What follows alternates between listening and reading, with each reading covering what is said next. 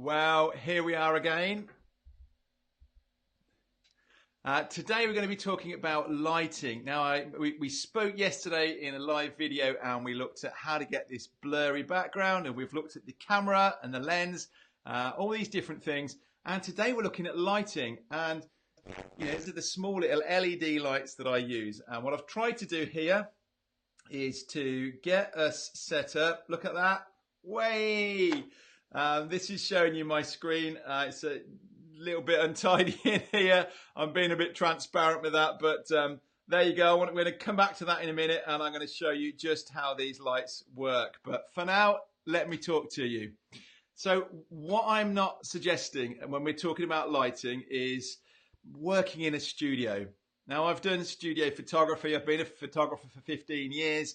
And, to start with, working with flashlight very much, and then trying to work with continuous light when we moved on to filming. And typically in a studio, you're turning all the ambient light off and you're totally focusing on the light that you're using. You're totally controlling it. There isn't light spilling in from other things going on in the room. And that's kind of where the term of the three-point light comes in, that you typically have your two lights, one back behind you, makes up those three lights. And people have said to me, oh, do I need 3 point? Do I need three lights? What do we have? And one of the reasons yesterday I mentioned to you about having a prime lens is we're letting a lot more light in because of it lets a lot of light into this. Not only is it doing this blurry thing, but it's letting a lot of light in, and it allows us to work in a normally lit room. Now, I want to demonstrate to you just quite how this works. So if for a minute I've got Owen, my lad, who's very willingly volunteered to help me out here because my arms just aren't long enough.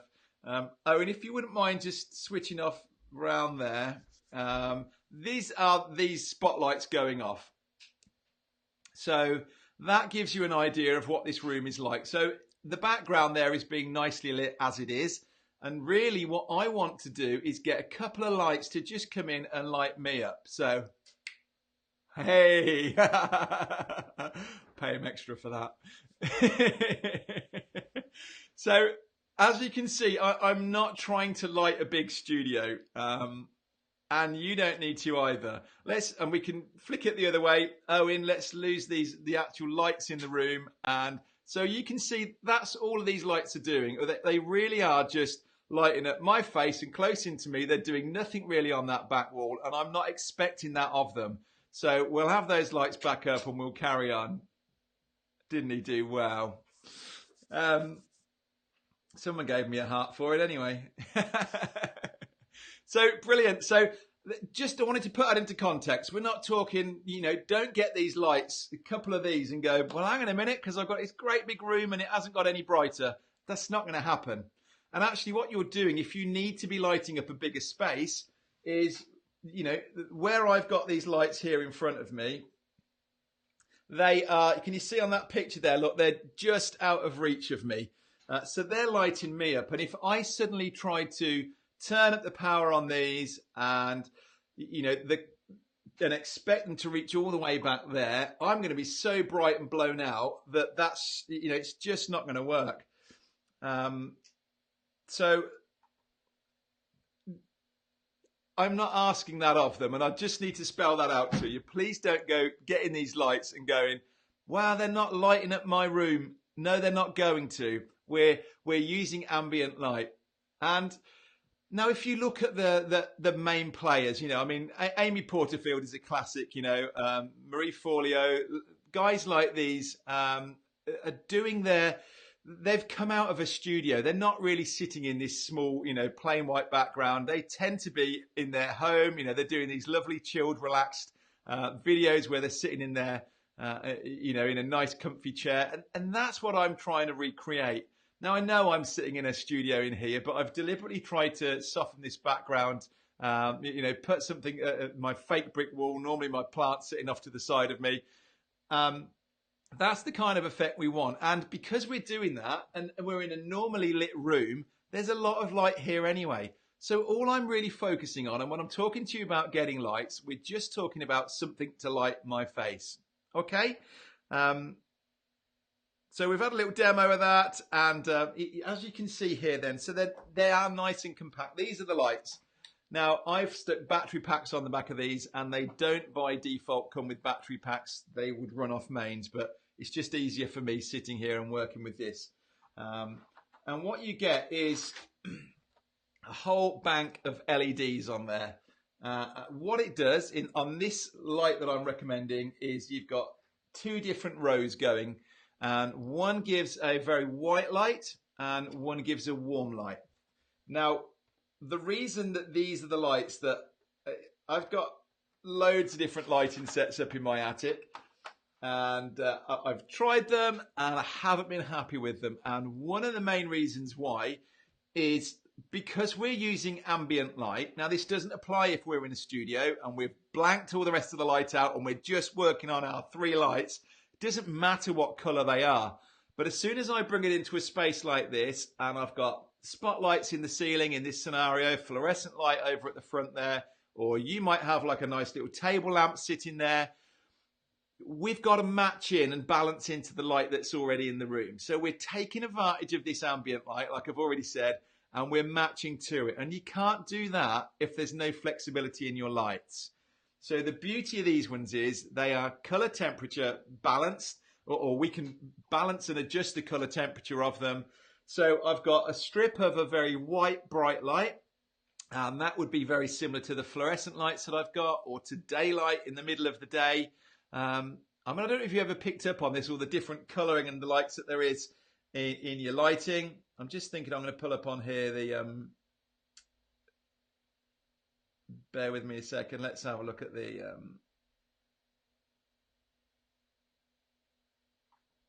I'm just pulling up these overlays. There we go. That was what I was after. What we can, you know, even, I don't know if you've noticed, but in daylight, even when you're, you know, if you're out in the day, middle of the day, it's a much whiter, brighter light than it is at the end of the day. We call it golden hour as photographers. It's a really nice, warm, golden light that comes in that last hour, just before the sun sets. And so there is, even in daylight, there is a mixed colour. So to create a bulb that says it's daylight, it doesn't work. And you might be out in California, your colour temperature, your light is going to be very different to what it is in cold England at the minute. So yeah, what we're doing here is we're able to adjust them. And to me, that is the secret sauce with these lights. That is why I love these lights. And I don't want to look at anything else. I don't want to get anything else out the roof if I can't adjust the temperature on them. Now, these aren't truly changing the color temperature. What they're doing is we're mixing the temperature. So I've got, as I started saying, I've got two strips on here. One is a very cold blue, one is a very warm color. And I can turn them and monitor them independently. It's going to really blow out on me here, and you can't really tell the difference, but one is a blue and one is a warm. And what I do is I mix them together. So if I've got them both on full power, then I get this kind of mid-mix of color. If I go just for the warm, then that balances and fits into a warmer environment.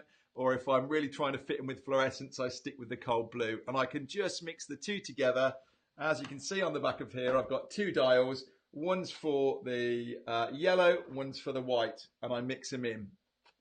Now, let me just show you, there is this little strip on the front, a little panel. What I'm doing, if I haven't got, sorry, bear with me, this isn't coming up like I wanted it to. You should be seeing on here, or I should be seeing in front of me these comments, and they're not, it's not showing up.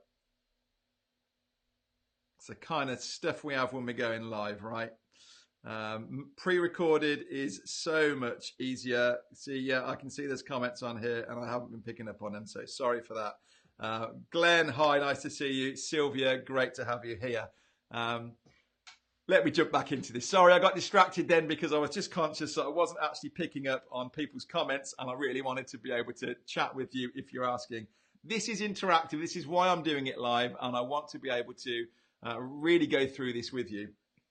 Remind me if I don't say it. We're going to look at this placement as well. But I can just balance these out then, and we get these different lights going, mix it in, It really is the way to go. They don't need to be big lights. I'm not trying to light a room. I've said that already. So these little ones here are great. And we've got this filter on the front because if this is just coming straight onto me, it becomes a very strong, harsh light. And you would know yourself from being out in the sun in the day, if it's a, that's not very flattering, is it? If it's a clear sky, sun's out, you have a shadow on the floor that is really sharp and defined.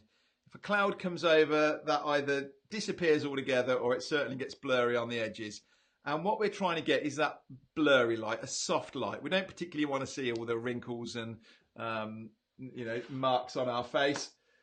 So that's what this is designed for on the front of here, is just to soften that light out. So don't throw this away if you get it and think it's a bit of packaging. It is meant to be there. Now, here's a little tip for you. And I don't actually mention this in the academy. I probably need to add something in. I've mentioned it to the guys. So you guys that are on here from the academy, listen up. A sheet of tracing paper. It's nothing clever. You could actually get a sheet of A3 paper, either from a craft shop, like I say, tracing paper, or the same material. I know when I first went looking for this, I used to get big rolls of it and I mask out windows when I'm shooting properties with it. And it's actually a dressmaking material. It's the same idea. But what I do is, again, I'm just trying to soften this light down. Now, if I leave that on there, and you can see how strong a contrast that is on me, when I put another layer in here, sorry if the noise is too much, you can see how that is. Can you tell? It's softening down. It's going through another layer of diffusion. It's softening this light. And so what I do is not to stick this on the front. Yeah, there we go. Not to stick it flat like that. It's really not going to do a lot. I deliberately leave it on here and let it bubble over like this. So what it's doing is, it's firstly moving it away from the light source, and secondly, it's making that light seem bigger. And part of the reason in a studio guys will have a big light is because the bigger that light is, the softer it will look. So you can actually see on here that, there you go, I've got my sheets on the front of those screens on there. Doesn't look pretty, and in fact I've got it, you can't see there, but I've got them on the ceiling lights as well, because I found that these spots that weren't ever put in here designed to be used like this are a bit harsh. So by just putting this sheet of paper bubbling over the top, again, it softens down some of the shadows. So there you go. There's a few tips for you. These are the lights that I use and recommend, and for good reason. You know, I don't want to have a studio here with big bulky lights. Certainly I've been talking to one of my members today, and she's in a scenario where even the sort of legs of the light stand are a bit big and in the way. But the lights are fantastic. Now, there are ways that you can take that on. You can mount them on the ceiling. You can mount them on the wall. But I don't think we need to be doing that just yet. And I say to my students, I mentioned to someone last week, don't go fixing them down until you've definitely worked out exactly where you like them. Let me turn that off because it's giving me a bit of a warm glow over there. Now, while I've got this set up and this screen on, why don't I just show you here something more about this lighting setup. So I've got this Panasonic camera and the 20mm lens that I've recommended to you. The microphone is sitting right in front of me here. And so my lights are just off. They're not quite at 45 degrees, but they're back in slightly. And I've said to guys, you really want them about a foot above your eye line. And that's where I've got them sitting at the minute in here. And they're actually on that same line as my camera. So they're both sitting, I don't know, 2-3 foot out from the camera on the same line. And that tends to be a good, consistent light. So there you go. That's the lights. Yeah, tracing paper is my secret. Yeah, no problem. It softens out. I mean, these are they're not balanced quite right on here because I can see a bit more shadow one side than the other. But now, actually, two of you guys in here are from the academy. So let me do this a bit more. Let's change gears slightly. We've talked about the lights, which you've already got. I've mentioned this about the tracing paper. But now, as I'm just looking on here, so I've got my camera, the screen is flicked out. you can just about see that's it here. And I can see my face on here then, or actually if I were recording a video and not live, I would have it on the app on my phone. And so what I can see is that the shadow is slightly stronger on one light than the other. And that's probably because I've just set the power level different. So I can adjust that to get it right. I can move one light around if I want to and really kind of play with this. And Glenn, you were asking me before about, exact positions of these. Well, have a play with it. What does it look like if I take that light up a little bit? What does it look like if I bring this one around a little bit more here? And actually, if you wear glasses, then it will make a difference, because when I look up there, you can see how I'm catching, no, different screen. When I look towards the light, you can see it in my glasses. So by keeping them slightly higher, we're going to lose some of that light coming in, or reflection of that light. If I go out too far, then I get a lot of this shadowing from, I've got quite thick rims on these. So again, by bringing them in a little bit, I can lose that. So in and high tends to work with this kind of, these glasses. If you haven't got big frames on the side, don't worry about it. I didn't plan on saying all this. Just kind of tips as I'm thinking about it. This is the kind of stuff I really enjoy sharing with you. And it's the kind of thing when I've got on a call with customers and we've just chatted and it just kind of comes out, because I realize sometimes I do and I know this stuff and I don't particularly share it. What have we got on here? Should you try to balance the lights, or should a little difference help the depth? Good question, Glenn. It depends really. If you're very much trying to get a soft effect and you're wanting to be wrinkle free, then you really want to try and balance this so you're not getting the shadow. I mean, you can see the size of my nose when I start getting shadowing on one side of it.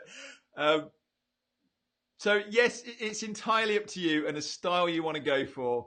If you want to have a play with it and see whether you like a bit more of an artistic look to it, then by all means move a light around. See, if I grab this and pull it round here even, you'll see straight away more of a contrast in the light. We've taken one, we've changed one. If I even kind of turn that down, you can see what one light is doing. It's not massive in here. But yeah, have a play with it. I don't know about necessarily giving more depth. Like I say, it's really, do you want that soft, as soft as possible a look? Then we need to try and eliminate shadows. But so really these two lights are balancing each other out, not now because I've just changed the settings on it. If you want to introduce some shadows and make it look a little bit more interesting, then definitely you can adjust one over another, either adjusting the power or bring one closer in and take another one further back or change the angle. So yeah. Okay, anything else that you want to talk about with lights? I think I'm off topic anyway slightly. We've spoken about the size, about the color temperature. Yeah, I mean, again, please, I've got no affiliation to these. It's not, actually the lights that I'm using here are slightly different to this model, but it was one of my members that said to me, I think these ones that I'm offering were a set that were about £350, and he'd spotted these ones at $80 each and said, do they do the same thing? And I bought one to test it out, and actually, yes, it does. And it's a slightly smaller body, but it really, not a lot of difference in it. So I'm all about trying to keep this as cost effective as possible. So when he mentioned that, I absolutely jumped on it, and I'm happy recommending these. Thank you. Andrew, good to see you here. Yeah, okay. Glad you're enjoying that. Glad you're enjoying the course, Sylvia, as well. This is all what I'm teaching within the Academy. I'm just trying to give you little snippets off here and give you some tips and advice to get you going. So if you've enjoyed that, we're going to be looking tomorrow. I'm going to do another live with you. How we deaden out the sound. One of my customers, again, is hard floor, big ceiling. What do you do about sound? There's an echo. And how do we eliminate that? So we had a chat the other day in the group. Glenn, you were on there as well. It was interesting chatting, and it's just made me think there's a topic for another one of these short little live videos. So, yep, there we go. If you've enjoyed that, please give me a thumbs up, share it, tell anybody else about it, and have a look on the page for tomorrow's one. And you can actually hit a reminder on it so you don't forget, which is a pretty cool feature that Ecamm offer us. And it allows me again to do this kind of nice view and let you have a look at the studio. But yeah, so I think for today, that's me checking out. And I hope you found that useful. And I look forward to seeing you in another video. All the best, guys.